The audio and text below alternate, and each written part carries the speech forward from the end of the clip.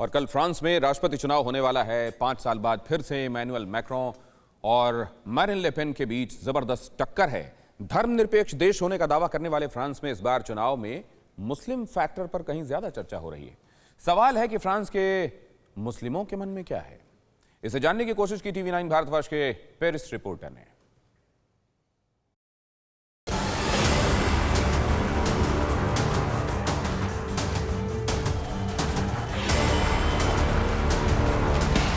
सत्ता की अट्टालिका पर 5 वर्षों तक स्थापित होने के लिए जबरदस्त जंग चल रही है इमैनुअल मैक्रों और ली पेन में।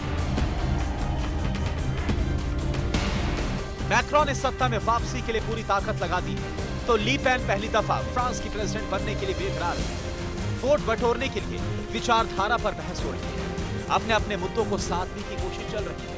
वोट की गोलबंदी के बीच जान लीजिए कि फ्रांस के चुनाव में यूक्रेन मुद्दा है, मुसलमान मुद्दा है, हिजाब मुद्दा है, मस्जिद मुद्दा है।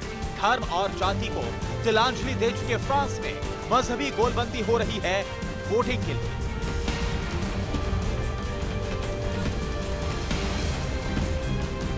फ्रांस में कास्ट एग्जिस्ट नहीं करती है, लेकिन रिलीजन ऑफ कोर्स करता है। फ्रांस की 67 मिलियन पॉपुलेशन में कुल मात्र 5% लोग अपने आप को मुस्लिम आइडेंटिफाई करते हैं। लेकिन ये मुस्लिम 5% जो है इस बार काफ़ी इंपॉर्टेंट हो जाता है, क्योंकि जो मैरिन ले पेन जो कैंडिडेट है वो फार राइट कैंडिडेट हैं। उनको आप कंपेयर करें तो डोनाल्ड ट्रंप से कंपेयर कर सकते हैं, जिन्होंने बोला है कि इलीगल इमिग्रेशन को वो कम से कम करना चाहती हैं। जितने इलीगल माइग्रेंट्स हैं यहाँ पे, उनको वो सरकार कम से कम सेवाएं दे। सवाल है कि इन 5% मुसलमानों के मन में क्या है।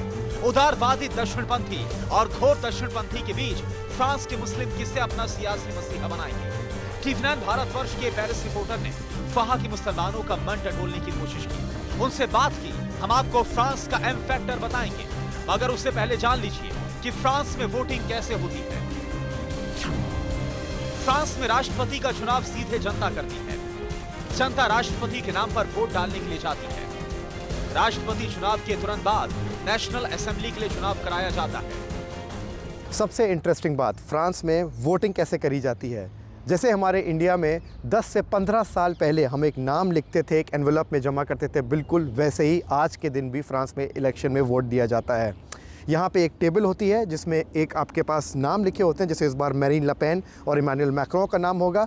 आपको वो नाम लेके बूथ के अंदर जाना होता है और आपको एक एनवेलप में डाल के उसको अब मैं सबमिट कर देना चाहता है, और उसके बाद आपने वोट कर दिया है।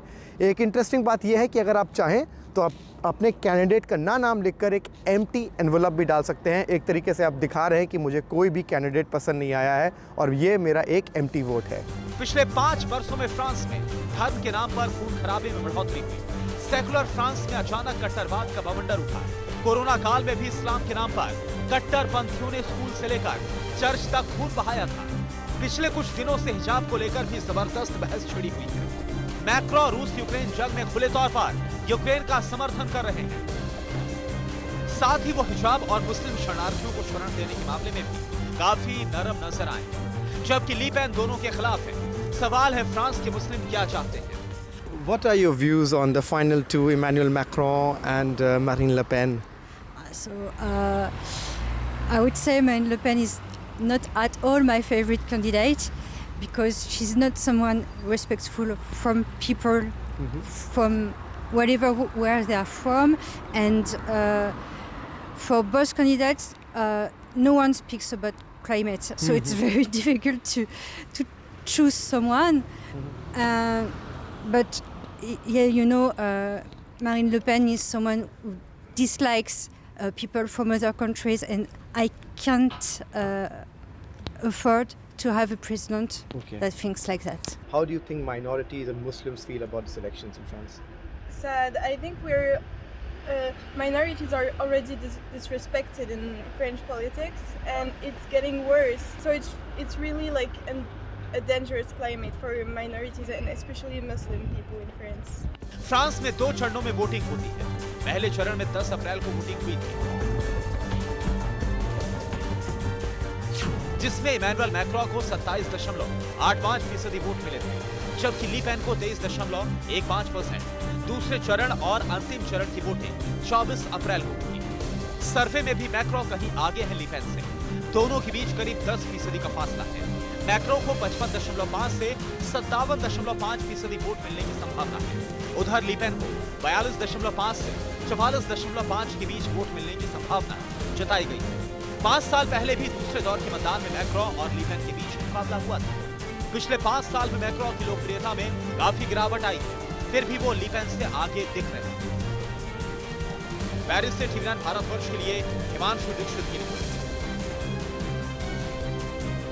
परवाह देश की, सोमवार से शुक्रवार रात 10 बजे टीवी9 भारतवर्ष पर।